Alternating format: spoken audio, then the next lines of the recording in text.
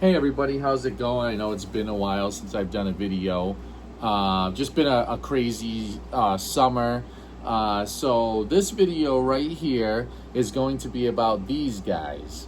For you, those of you who don't know, they are called fallfish. Is their I don't know the Latin names, but this is a fallfish. Here in Massachusetts, we also call them chubs. I've heard people call them. But yeah, so I call them chubs, but we don't want to confuse them with creek chubs. So I will call them fallfish in this video instead of calling them chubs. So anyway, let's get to it. So I have these fallfish in here they're going on 2.5 years now. And I've heard on Google that they're pretty hard to keep. You have to have running water, and there's got to be a ton of oxygen. And that is the case, as you can see in the video, at how crazy they breathe. And they're literally, it's like they're on speed. It's crazy. Like if something falls into the tank, they go nuts. If I walk up to the tank, I mean, you can see they're begging now, but if I start to feed them, they'll dart around the tank. They really are cool to watch. Cool thing about fallfish is they are the biggest shiner that we have here, I believe in New England, but definitely in Massachusetts, the biggest shiner we have. I don't know if it's the biggest shiner in the country, or on the continent, like North America, but yeah, they are the biggest shiner in Massachusetts. Cool thing about them too is when they spawn, they carry pebbles up the river or stream that they're in, and they create like a mound, I guess, of pebbles. And people say that some of these mounds in the spring can get 3 feet across and about, a foot high. I guess you'll see them. I've never seen them in a river, but I've really never paid attention. So they can't spawn in the tank because they do need a cycle. So if I was to chill this water down to probably, I'd say about 45 degrees, for a while, and then slowly climb it up to 80 or 75, 80, they would probably spawn. But even then, you really got to have like a pebble substrate so they can build a nest. So they're not like the kivs here. The kivs, sorry, I forgot, we're in Massachusetts.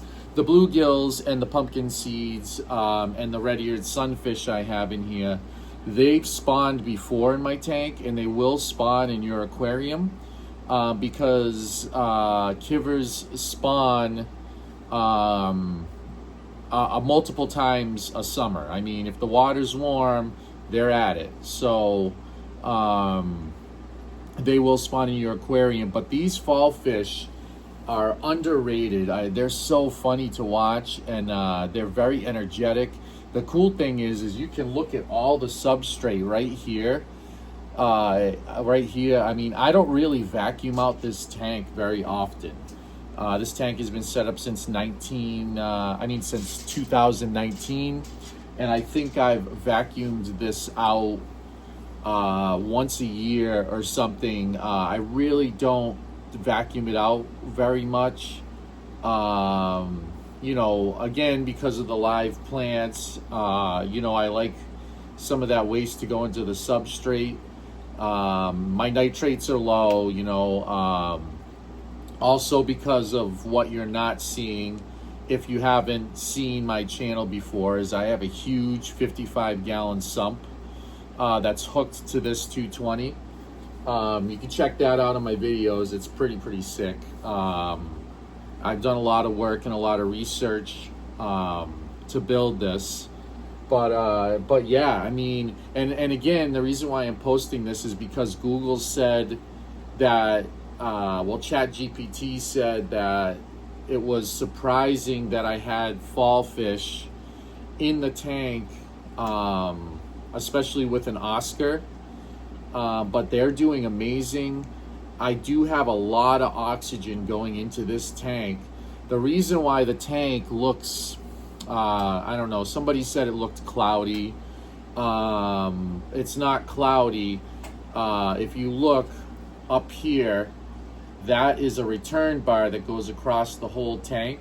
It's just PVC I painted with Krylon black, and that's got holes drilled in it, 1/4-inch holes every, like, I think every inch or so. I forget, every 1.5 inches. And that right there, if you sit where I'm sitting, you can see, actually, you can see right there a bubble came from there, and you can see, oh, sorry, bubbles right here. That, because the pump impeller is spinning so fast inside the sump, it generates a lot of air, and with the surface agitation, plus I also have an FX6 canister filter on that side that's coming in on that side of the tank, so it blows this way. So altogether, it's about 1,300 gallons an hour of turnover in this tank. You know, and again, that's because I have a heavy bio load. I got some tanks in here, some pretty big fish, and you know, just the more water flow, the better. And obviously for these guys, the more oxygen and the more water flow, the better. I'm surprised that they survive real crazy like this. In, you know, my tank is between 78 and 80 at all times.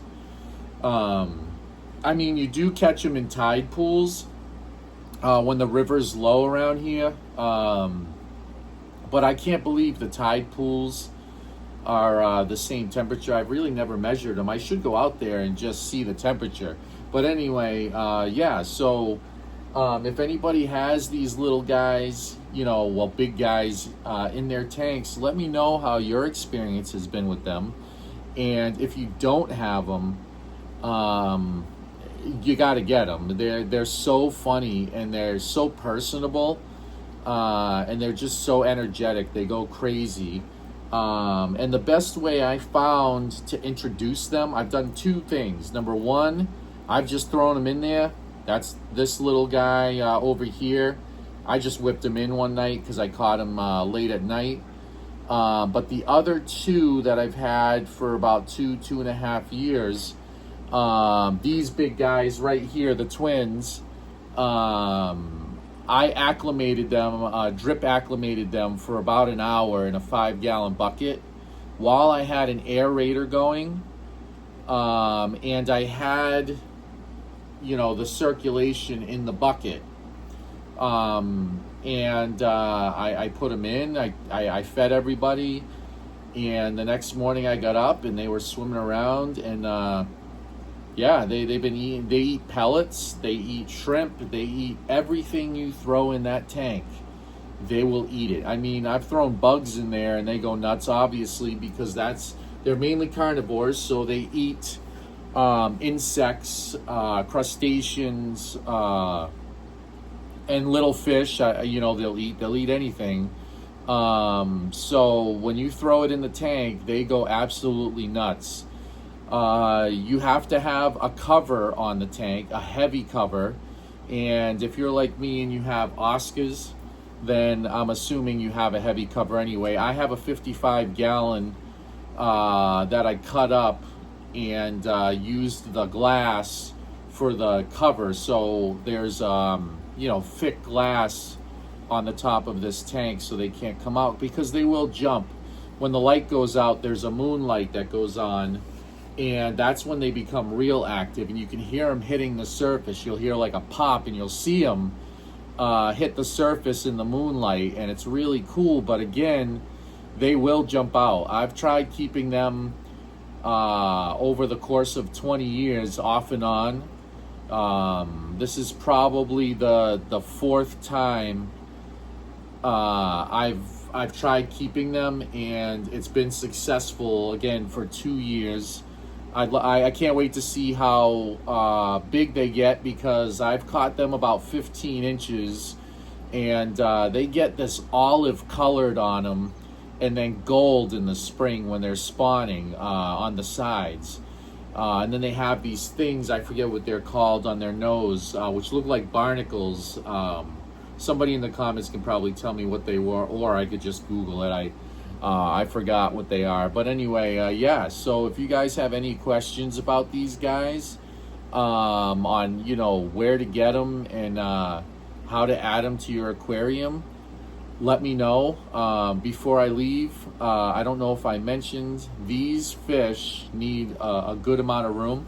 I have a 5-foot tank. This is a 220.